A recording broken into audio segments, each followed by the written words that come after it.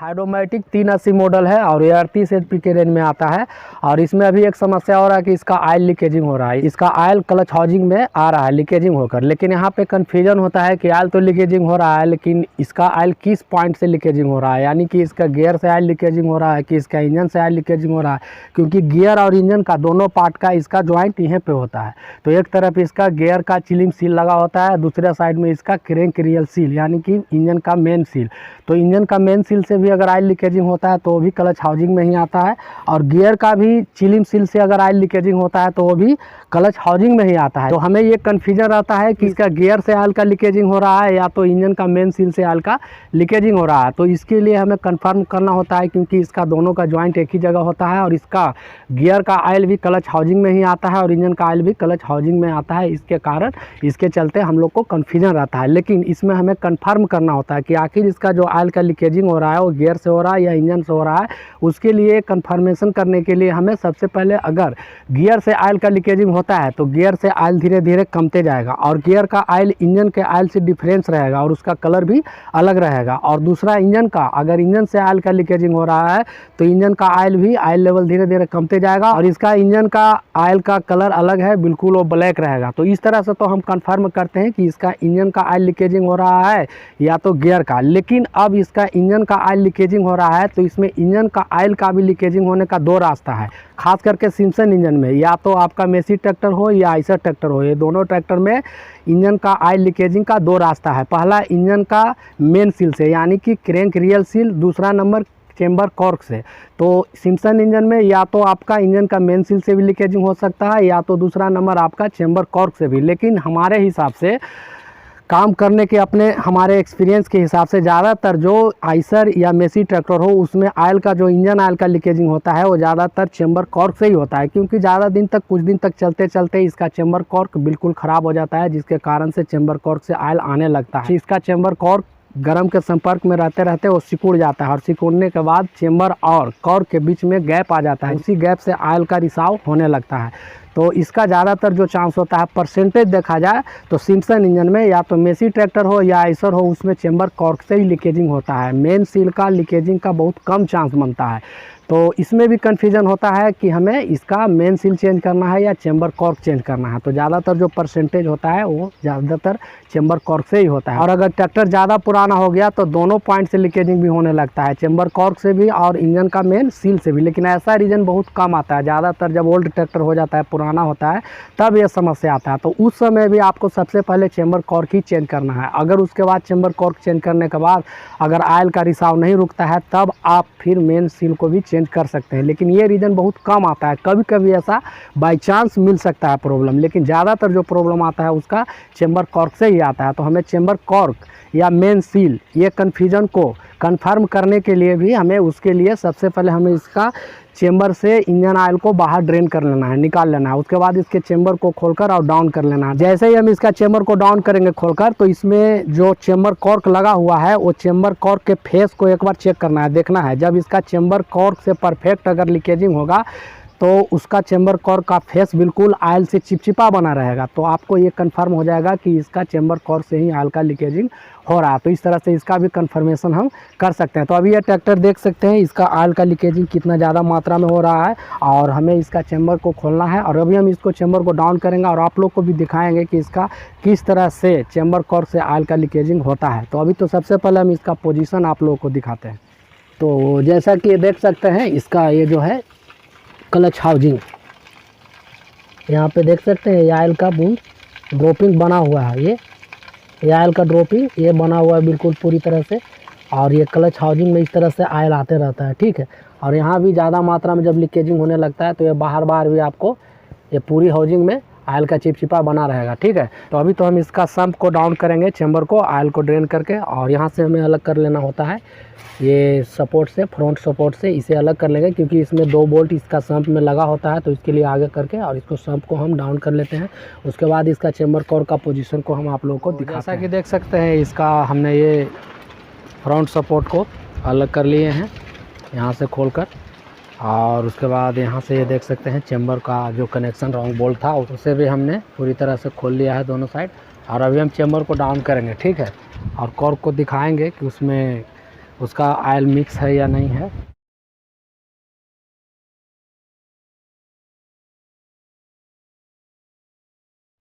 तो जैसा कि देख सकते हैं इसका चेम्बर को हमने, इसका सम्प को हमने बाहर निकाल लिया पूरी तरह से। और जैसा कि आप देख रहे होंगे, और इसका जो हमने बताया था कि इसका परफेक्ट जो ऑयल का लीकेजिंग होता है, अनुभव और एक्सपीरियंस के तजुर्बे के हिसाब से ये कॉर्क है ना, ये चेम्बर कॉर्क, या टैफे का मेसी ट्रैक्टर हो या आइसर ट्रैक्टर हो जो सिप्सन इंजन है, तो ये देख सकते हैं ये कॉर्क है। और ये चलने के बाद ये गर्म के संपर्क में रहते रहते सिकुड़ जाता है, जिसके कारण से ये देख सकते हैं पूरा भींजा हुआ है।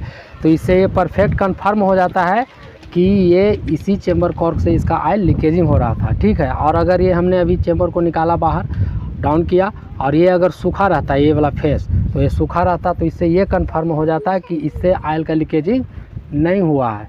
और ये पूरी तरह से इसका फेस देख सकते हैं, इसमें ऑयल चिपचिपा बना हुआ है, तो इससे ये कंफर्म है कि ये ऑयल इसी से लीकेजिंग हुआ है, ठीक है। और ये पुराना मॉडल वाला ये लगा हुआ था कॉर्क, अभी हम इसमें नए मॉडल का कॉर्क लगाएंगे, उसका लाइफ इसके अनुकूल ज़्यादा होता है, ठीक है। पुराने वाले के अनुकूल नए वाला जो अभी कंपनी दे रही है चेम्बर कॉर्क, उसका लाइफ ज़्यादा होता है, ठीक है। तो उसी को हम यूज करेंगे। और ये देख सकते हैं पुराना वाला मॉडल का लगा हुआ था कॉर्क, तो ये आगे और पीछे दोनों साइड देख सकते हैं इस तरह से।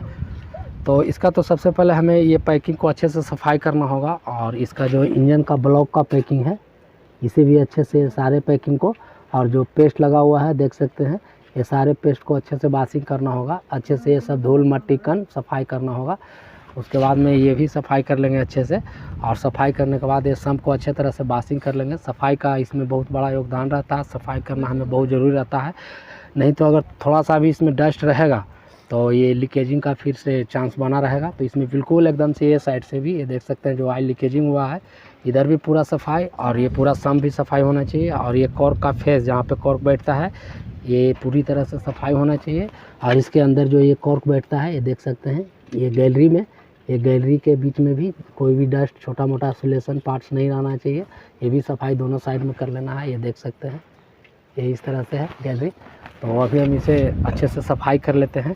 उसके बाद इसके नए मॉडल का जो नए पैकिंग आता है उसे हम यूज करेंगे। और इसका पैकिंग सेट जेन्युइन, और ये पैकिंग दोनों में लग जाता है। सिम्सन इंजन चाहे आपका मेसी ट्रैक्टर हो या तो आइसर ट्रैक्टर हो, दोनों में एक ही पैकिंग सेट हो जाता है, उसमें कोई डिफरेंस नहीं है। तो हम अभी इसका पैकिंग न्यू मॉडल का मंगाएंगे और इसे असेंबल करेंगे। तो तब तक के लिए हम इसे सफाई कर लेते हैं, उसके बाद फिर से हम इसे, जैसा कि देख सकते हैं इसका सम्प चेम्बर को पूरी तरह से हमने सफाई कर लिया है। और ये ज़रा सा भी इसके फेस पे डस्ट नहीं होना चाहिए किसी प्रकार का, एकदम से ये फेस बिल्कुल सफाई होना चाहिए, ठीक है। तो पूरी तरह से इसे हमने क्लीन कर लिया है तेल से, डीजल से धोकर। और इसका जो अंदर का गैलरी है जिसमें कॉर्क बैठाते हैं,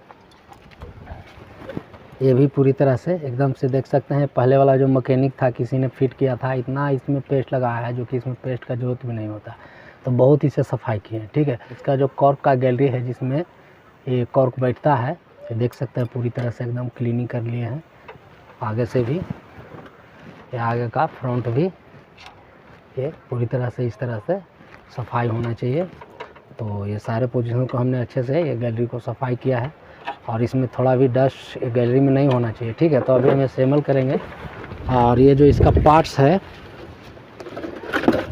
जो कि इसे देख सकते हैं, पार्ट नंबर भी इसका ये बता रहा है 120454 S91 है।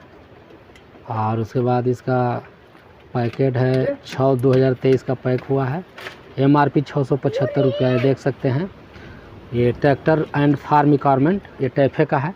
तो इसमें मेसी का भी, टैफे का भी, या तो फिर आइसर का, दोनों में किसी से भी, किसी को भी आप सेट कर सकते हो, उसमें कोई डिफरेंस नहीं है, लग जाता है। तो ये इस तरह से पैकिंग में है, ये चिपकाया हुआ है पैक के साथ।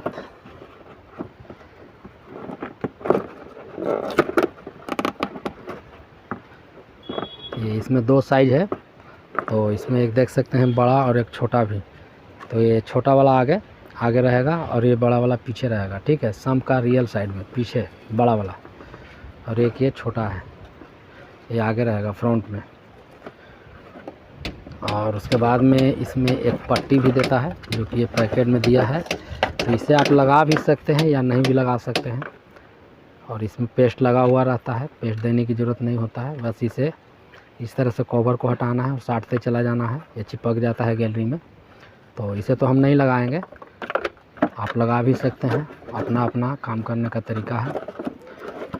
तो बस हमें इसे अच्छे से बैठा लेना है और इसे हम इंजन के ब्लॉक में ही बैठा लेंगे और उसके बाद इसे इसके सम्प को लगा लेंगे।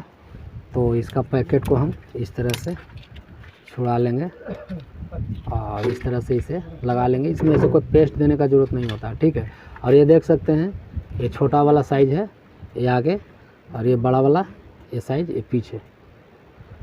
और इस तरह से इसे सीधा रखकर और इसमें अच्छे से सेंटर करना होता है। और इसमें एक ये देख सकते हैं हल्का सा पेस्ट रहता है कंपनी का, इसे पैकिंग को छुड़ा लेना है, ये साइड भी और ये साइड भी, दोनों साइड होगा, ठीक है, ताकि ये अच्छे से चिपक सके। इस तरह से आराम से इसे सेंटर कर लेना है स्टड में। इसमें स्टड लगा होता है इस तरह से बराबर।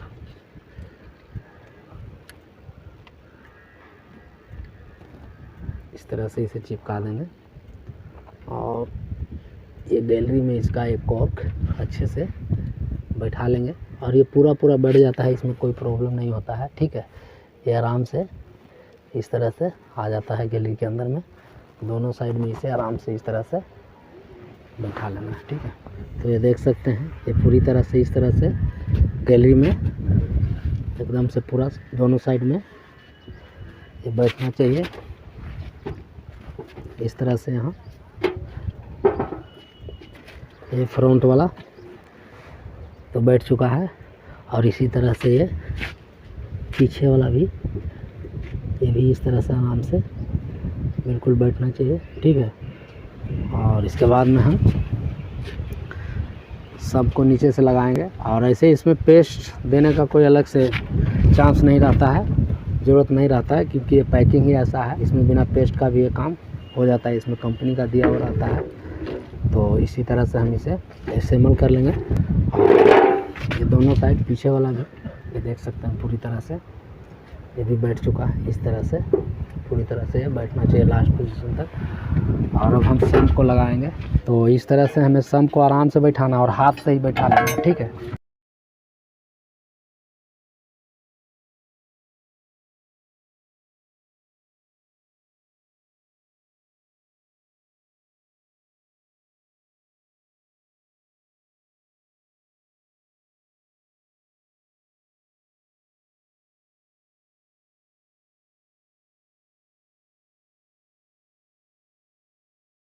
तो इस तरह से इसे, इसमें जैक भी लगाने का ज़रूरत नहीं है, ठीक है। ये पैर लगाकर भी हम इसको हाथ से ही पूरा ये सम्प को सटाया, इसी तरह से बिल्कुल सटना चाहिए।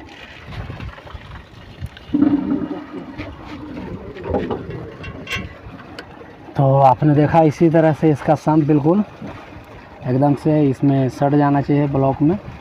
और इसमें जैक लगाने का भी ज़रूरत नहीं है, अगर आप जैक लगाएंगे तो इसका सील कटने का डर रहता है, ठीक है। तो ये देख सकते हैं बिल्कुल सट चुका है ये सम्प ब्लॉक बॉडी से। और इसी तरह से इसमें जैक लगाने का भी ज़रूरत नहीं होता है, अगर आप जैक लगाएंगे तो इसका कॉर्क इधर उधर कटने का डर रहता है और कट भी जाता है। तो ये देख सकते हैं फ्रंट साइड का बिल्कुल पूरी तरह से एकदम बैठा हुआ है, किस तरह से एकदम से तो दोनों साइड इंड तक, ठीक है, ये इंड तक इस तरह से बिल्कुल बैठना चाहिए। और अब हम इसके पूरे सारे राउंड बोल्ट को अच्छे से टाइट कर लेंगे। तो इसका बस फिर फ्रंट सपोर्ट को हमें जोड़ना है और इसका चेम्बर सारे बोल्ट को टाइट करना है। तो बस इसका सेटिंग यही था, ठीक है। तो इसी तरह से इसका चेम्बर कॉर्क हम चेंज करते हैं। तो हम उम्मीद करते हैं कि ये वीडियो को आप लोगों ने लास्ट तक देखा होगा। और चैनल पर नए हैं या अभी तक आपने चैनल को सब्सक्राइब नहीं किया तो इसके लिए, इस वीडियो के लिए एक सब्सक्राइब, लाइक और शेयर ज़रूर करें, ताकि हर किसान भाइयों को भी इसकी नॉलेज और जानकारी मिले। तो आज बस इतना ही, मिलते हैं फिर से अगले किसी दूसरे नेक्स्ट वीडियो में नेक्स्ट टॉपिक के साथ।